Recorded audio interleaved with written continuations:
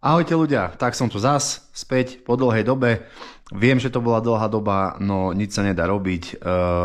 Času nie je nazvyš, narodila sa mi takáto malá dcéra, takže tie priority sú trošku inde. Každopádne nie čo sa týka varenia, ale už to natáčanie a strih videa si vyžaduje kapánek viac času. Každopádne dnes som si ten čas našiel.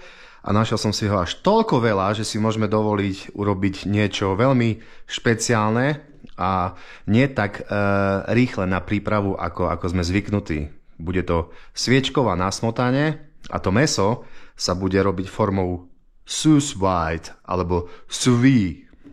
Suvidovanie proste. Slovo, o ktorom som pred týždňom ešte ani nemal šajnu, že existuje. Takže poďme na to. Že prvé, čo je podstatné, je mäso.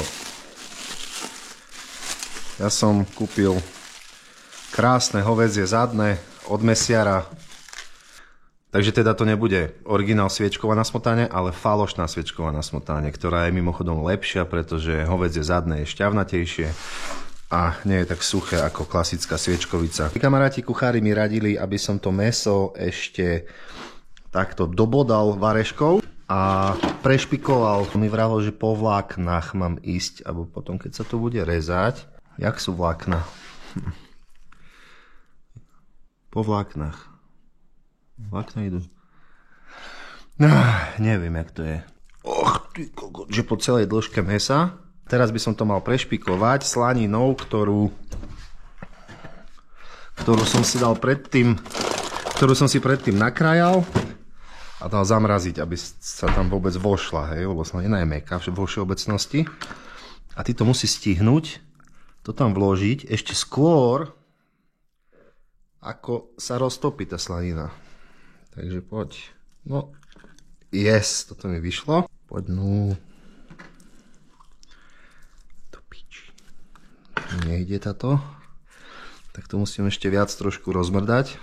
Mimochodom, túto slaninu som dostal od kamaráta Luba, ktorého možno na Instagrame poznáte ako Chef from the Woods. Ty vole, kde si? No poď. No dobre, už je tam toľko, koľko má byť. Asi som ju mal zmraziť na tekutým dusíkom na minus 260 stupňov. Alebo proste ju robiť tenčiu. Vole, tu série slanina. A presne to isté by som mal urobiť ešte aj s mrkvou. Okay, mrkva je dobrá v tom, že ju netreba mraziť, ona je tvrdá už sama o sebe, takže za toto mrkva klobúk dole. OK. Zbytky odrezať a zjesť. OK, takže mäso máme prešpikované a teraz nastáva tá chvíľa, ktorej sa najviac bojím, a to je vlastne evakuácia tohto mäsa. Ak niečo poseriem, tak bohužiaľ sviečkovanie bude, zjem to surové. Takže vyskúšame takto. Tuto vložím. Hej. Close. Close. OK. A toto znamená seal, že akože to chcem iba zatáviť bez evakuovania. Dobre? Tak toto nie je dobre zatavené. Toto je na piču zatavené. Takže prešpikované mäso si vložíme do vakuovacieho sáčku. Pridáme jednu vetvičku tymiánu, jeden cesnačík. No a môžeme to vyskúšať evakuovať.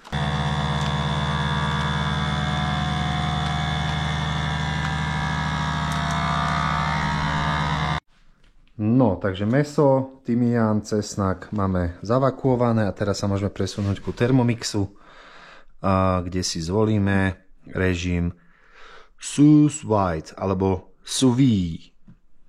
Tak vznikla aj tá pesnička od vlastne sous vide. Come on, sous vide. Konca. Takže dáme si 5 hodín a na teplote 60 stupňov Celzia. Tak som to vyčítal, že je to akurát na takéto mäso. Takže som veľmi zvedavý, čo z toho bude. No, takže teraz počkáme 5 hodín. Presne takto, v takejto polohe. Ani na záchod nepôjdem. Prisahám, že takto tu presne budem 5 hodín čumieť na obrazovku. No a teraz to vyberiem. A rýchlo musíme hodiť do studenej vody, aby sa zastavil proces varenia. Tu je kuže a lasvičková s knedlíkom. My nebudeme mať kuže, ale normálnu hovedzinu. Ide mi hlavne o tú omačku a teda aj knedlík. Takže zahájime važení. Áno, a ideme na knedlík. 150 gramov mlieka. 161, to znamená, že 11 gramov mlieka musím vypiť.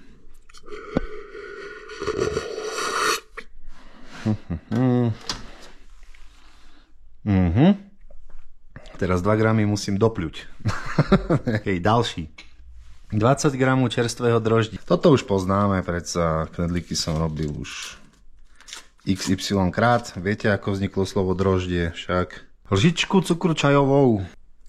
320 gramov polohrubé mouky. Mám, výborne. Presne 320. Ty kokos.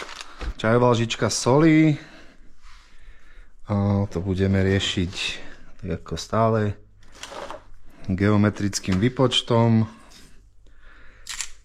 2, 3, 4 a pol. Ďalší. Jedno vejce. Hop. Ďalší. No. To co je? No a medzi tým, ako sa nám robí cesto, tak ja už si vymastím tú varovnú misu vlastne olejom, pretože viem, že ma to čaká. To je ako keď prechádzaš nejakú misiu v GTAčku na 6. krát, tak už ju proste prejdeš rýchlejšie, pretože vieš, čo máš urobiť. Aha, ešte pol rohlíku to chce odo mňa natrhaného na kousky. Nemám rohlík, mám žemlu. Dúfam, že sa neurazíš na mňa, milý Thermomix. Ale teraz, koľko žemle je pol rohlíku? To je otázka. Ja by som strašne chcel, aby sa mi raz podarilo vytvarovať normálny knedlík. Taký proste hladký. Ale no nič, ja na toto nemám asi vlohy a už vonkoncom na to nemám nervy. Takže knedlíky budú stále vyzerať ako karfiol a je mi to úplne jedno. Hlavne, že chutia. OK, karfioly zatvorím a my ideme na to najviac podstatné a to je čo? To je omáčka. Inak, keď som bol malý a mama varila sviečkovú, ja by som v živote nepovedal, že to sa tá omáčka skladá z týchto vecí, ako je mrkva, zéler a petržlen. Vôbec. Že ďalší 300 gramov mrkve na štvrtky. Na štvrtky. Prečo nie na stredy napríklad, alebo pondelky. Aha, toto asi nebola štvrťka. 3, 4, štvrťky. Aha, to už je petržlen. No, nech sa páči. 271, nevadí. Ďalší. 140 gramov petržele koreňové na štvrťky. O niečo lepšie, 135. 140 gramov celeru na štvrťky. Celer. Opa, 127. 80 gramov cibule na pol. Bude to 80 gramov, tipujte. Prvá polka má 36. Takže druhá musí mať koľko? No predsa 44 však. Poď. Yes! Ty kokos, tak toto som trafil. Toto som hrdý. OK, všetku zeleninu máme. Pekne vyzerá to takto. Nasadíme odmierku. A teraz to bude požádna mrda, jak sa říká u našich bratu. Zvolte rýchlo späť.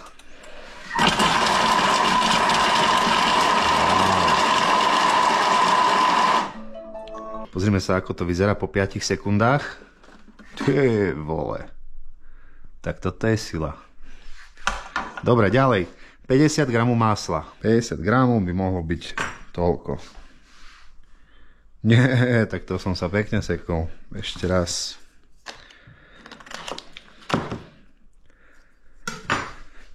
Hop. 42, ešte 8 gramov. Ty vole, tak to musí byť toľko. Toto bude podľa mňa presne 8.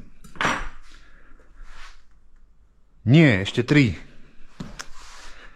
Prdele aj s maslom. Nielenže si drahé, ale aj nevypočítavé. 49. Neviem, niekedy mám pocit, že musím vyhrať nad týmto. Takže ešte 1 gram. No! OK, přátelé, takže restování máme u konce. No a jdeme dál. 400 gramů vody. Yes, 403. Wow, dneska som úplne, že koncentrovaný človek na tieto gramáže. No, ale tak to už je hotové, podľa mňa. 4 kuličky nového kožení. Ty vole, takže po rekonštrukcii kuchyne som kuličky našiel. 1, 2, 3, 4. Hop. Toto ešte trošku takto zotriem dole, lebo mi to ide na nervy, keď to je po stranách. To musí všetko byť tam, vo vodičke. To tam musí byť, hej, no. 20 guličiek čierneho pepře. 20 guličiek, no mne sa to nechce počítať, ľudia. Tu je 20. Aha, tu je toto, tých 500-800 gramov kužecích prsov rozkrojených, lenže my už máme pekne suvidované hovädzie mäso, pri ktorom som tu takto 5 hodín stál poctivo, z čoho ma dosť bolia kríže, takže my tento krok preskočíme a jedeme na ďalší. 2 listky bobkového listu. Aha. Bobkový list tu nepatrí, to má ísť do varného košíku. Ešte, že tak, lebo keby rozsekalo bobkový list s tými nožmi dole, tak to by som mohol celé vyhodiť. Ono to má istotiž ku tým akoby kuracím prsiam, ktoré tam nedám, ale oni mali byť v košíku, takže do košíka dáme len bobkový list. A on by sa mal pekne tu vyvariť v tej vode. A pustiť tú chuť vlastne, ktorú on púšťa. Neviem, či poznáte, to sa volá, že bobková chuť. OK, tu máme. Varoma systém umiestnime tady. Umiestneno. Další. No a môžeme važiť pozvolna 30 minút, anebo pol hodiny. Medzi tým by som vám chcel ukázať, aký pekný darček som dostal od doktora Lukulusa. V tejto nádhernej taštičke sa nachádzajú výživové doplnky, ako napríklad tráviace enzymy, čo mi dosť pomôže pri tých všetkých jedlách, ktoré varím a konzumujem. Takže ďakujem pekne. Ďalej vitamín C, to je klasika, ktorá pomôže vždy, všade a každému za každých okolností. A ďalej tu máme mužská vitalita. Takto uvidíme. Takže mäso som si zatiaľ zabalil do takéhoto papierového obalu, aby sa stratila všetká prebytočná vlhkosť, že keď ho dzignem na olej, aby to nenarobilo bordel. Však poznáte fyzika, keď ste nechybali na hodine, tak tam sme sa učili, že voda je ťažšia ako olej.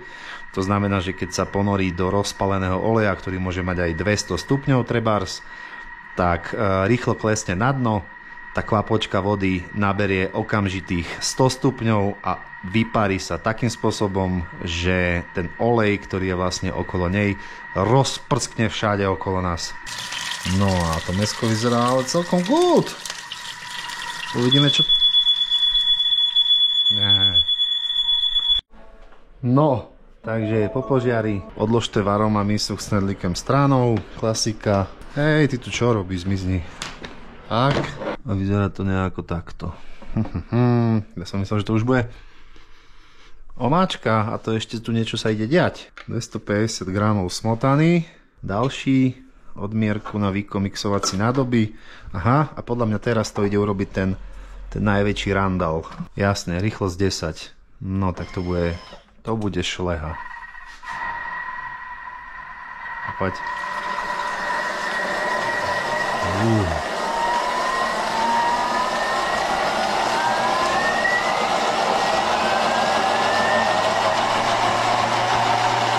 Ty vole. No, takže omáčka, som si myslel, že je hotová, ale ešte to chce 30 gramov másla. Tráfim sa tentokrát. 27 gramov, OK. Zvolte rýchlo 4, ešte to trošku prejde, premixuje asi. A to bude finito. No krásne. Ďalší. Knedlíky nakrajete na plátky, OK. A i hned podávejte. No, takže sme na samom konci.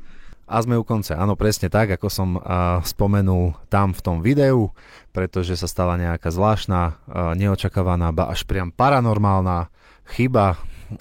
Ja by som to pripisoval skôr tomu požiarnemu hlásiču, ktorý mi spôsobil také nervy, pretože tam prišli ešte aj zásahová služba a tak ďalej. Ja som im cez okno musel vysvetľovať, že však sa mi iba pripalilo mäso. A zabudol som vymeniť v GoPročke asi baterku, ona mi skapala a tým pádom som nedotočil celé video. Prišiel som na to vlastne teraz počas strihania tohto videa tu v štúdiu a vymyslel som to tak, že mám jednu fotku a ja vám poviem, že čo som tam o tom asi zhruba hovoril. Takže pozrieme si tú fotku a poviem len toľko k tomu, že sa mi to nepodarilo. Samozrejme, že som to zjedol, chutilo mi to, ale nebola to tá sviečková, ktorú som chcel urobiť. Ja som chcel normálnu sviečkovú a toto bolo skôr, tá omáčka bola strašne hustá. Už teraz viem, čo mám presne urobiť, aby taká nebola. Takže každý sa učíme na vlastných chybách. A taktiež to mäso, no to mäso to bol steak. Mimochodom, ja som to ani nemal dávať na panvicu a tým pádom by sa nestalo to, čo sa stalo, pretože tak sa robia stejky. Hej? Takže nevadí, na budúce dáme lepšiu. Takže zhrnieme to tak, že bolo to fajn, ale nebola to sviečková na smotane. Bol to steak na hustej sviečkovej omáčke s dobrým knedlikom, ktorý zle vyzerá. Takže ďakujem pekne všetkým za pozornosť, no a vidíme sa v nasledujúcom videu.